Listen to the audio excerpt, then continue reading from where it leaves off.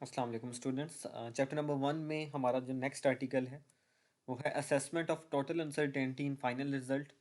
और यूजुअली यहाँ से शॉर्ट क्वेश्चंस और मेजॉरिटी ऑफ द एमसीक्यूज इस आर्टिकल में से पूछे जाते हैं।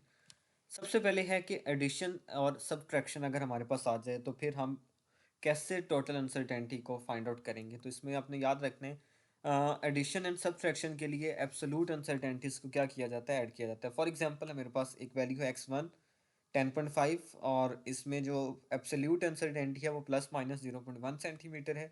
एक वैल्यू टू x2 है 26.8 और इसमें एब्सोल्यूट अनसर्टेनिटी 0.1 सेंटीमीटर है। आपसे कहा जाता है x2 माइनस x1 फाइंड करें। तो x2 में से x1 माइनस किया तो ये 26.8 माइनस 10.5 16.3। अब चाहे ये प्लस हो चाहे ये माइनस हो, एब्सोल्यूट अनसर्टेनिटीज को आपने हमेशा ऐड ही करना है। तो 0.1 प्लस 0.1 0.2, ये बोर्ड का एक एमसीक्यू भी है कि सेम यही एमसीक्यू बोर्ड में पूछा जा चुका है x2 माइनस x1। वहाँ पे इधर 0.2 की जगह ऑप्शन होते हैं 0.0 0.1 या 0.2। तो आपने याद रखना है एब्सोल्यूट अनसर्टेनिटीज को आपने हमेशा ऐड करना है, चाहे यहाँ पे प्लस हो रहा है चाहे माइनस हो रहा है।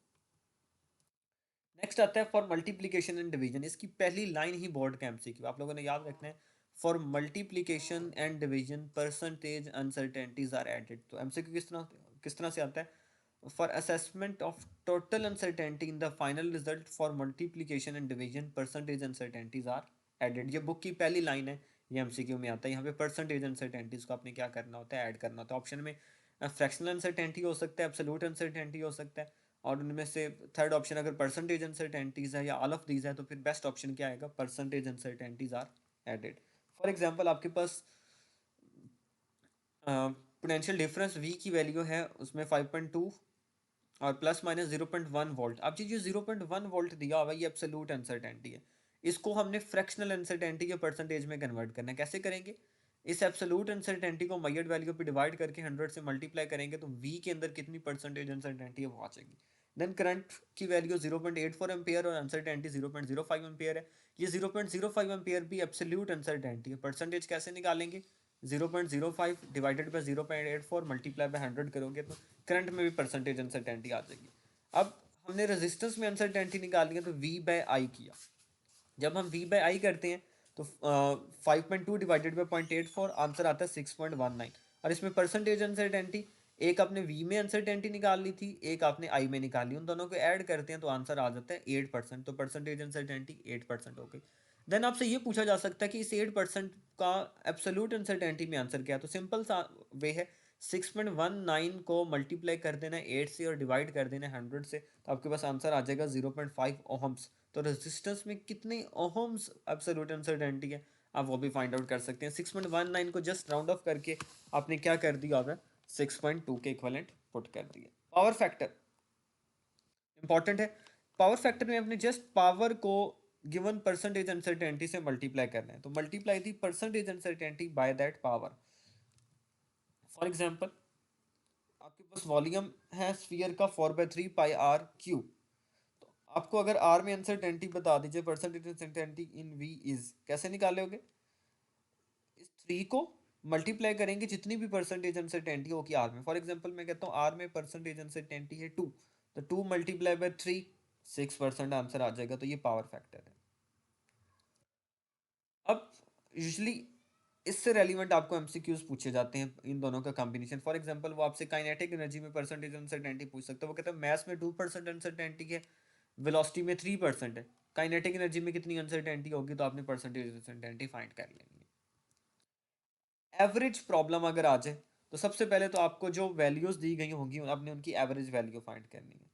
देन आप उन एवरेज वैल्यूज का जो मीन वैल्यू, आप हर वैल्यू को कंपेयर करेंगे किसके साथ, मीन वैल्यू या एवरेज वैल्यू के साथ। तो आप डेविएशन निकालेंगे एवरेज वैल्यू के साथ। देन आप मीन डेविएशन फाइंड आउट कर लेंगे उस एवरेज वैल्यू की मदद से। फॉर एग्जांपल आपको ये मेजरमेंट्स दी हैं 1.20 1.22 1.23 1.19 1.22 एंड 1.21। ये टोटल 6 मेजरमेंट्स हैं। सबसे पहले इन सब की एवरेज निकालें। कैसे, इन सबको ऐड करें 6 पे डिवाइड करें तो आपके पास एवरेज वैल्यू आती है 1.21 मिलीमीटर। अब इस एवरेज वैल्यू को बारी बारी इन सब के साथ कंपेयर करेंगे ये उनसे कितनी छोटी या बड़ी है। तो इससे आपको एक मीन एवरेज वैल्यू की हर वैल्यू के साथ डेविएशन मिल जाएगी। फॉर एग्जांपल 1.20 और इसका डिफरेंस 0.01 0.01 0.02, 0.02, 0.01, 0.00, ये डेविएशन हमने निकाल लेनी है। ये डेविएशन आपके पास सबकी आ गई। अब आपने मीन डेविएशन, आपने डेविएशन निकाल ली। अब इन डेविएशंस का भी मीन लेना। अब समटाइम्स बच्चों को लगता है कि 0.00 को तो निगलेक्ट कर दे, लेकिन आपने निगलेक्ट नहीं करना, इसको भी इंक्लूड करना है। तो इन सबको ऐड करें और टोटल जो 6 वैल्यूज़ हैं 6 पे डिवाइड करें। अगर आप 0.01 को ना लिखते तो फिर आप 5 पे डिवाइड करते हैं, आंसर गलत आ जाता। तो आपने इसको भी इंक्लूड करना है।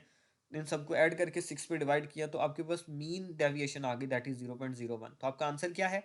Average value 1.21 plus minus 0.01 millimetre.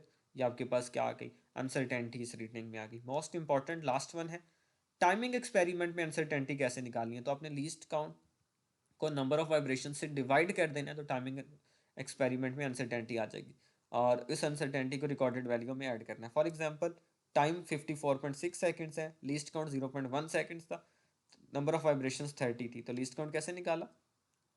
Time period आपके पास सबसे पहले टी की वैल्यू निकाली। तो आपने कैसे निकाला? Time divided by number of vibrations. तो ये आपके पास टाइम पीरियड आ गया 1.82 सेकंड। अनसर्टेनिटी कैसे निकाली?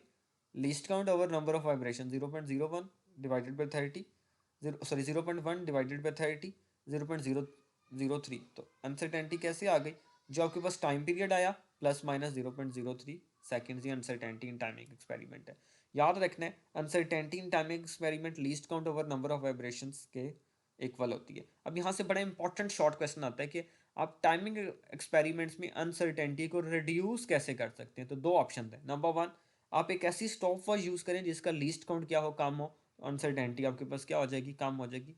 सेकंड ऑप्शन ये है कि आप नंबर ऑफ स्विंग्स या नंबर ऑफ वाइब्रेशंस को क्या कर दें, इंक्रीज कर दें। जब नंबर ऑफ स्विंग्स बढ़ जाएंगी तो अनसर्टेनिटी ऑटोमेटिक क्या हो जाएगी, रिड्यूस हो जाएगी। तो ये दो मेथड्स हैं, या तो एक ऐसी स्टॉप वॉच यूज़ करें जिसका लीस्ट काउंट कम है, या नंबर ऑफ स्विंग्स या वाइब्रेशन को बढ़ा दें। तो मोस्ट कन्वीनियंट मेथड क्या है?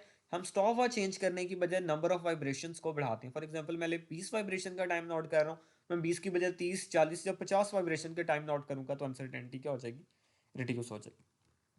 और अनसर्टेनिटी इन टाइमिंग एक्सपेरिमेंट नजर आ रहा है लीस्ट काउंट के डायरेक्टली प्रोपोर्शनल और नंबर ऑफ वाइब्रेशंस के इनवर्सली प्रोपोर्शनल है। तो आई होप कि ये चीज़ आपको क्लियर होगी और ये सिंपल से यहाँ से एमसीक्यूज पूछे जा सकते हैं। अगर आप लोगों को क्वेश्चन है तो आप लोग वो यूट्यूब कमेंट बॉक्स में पूछ सकते हैं। आप सब लोगों का बहुत शुक्रिया। अल्लाह हाफिज़।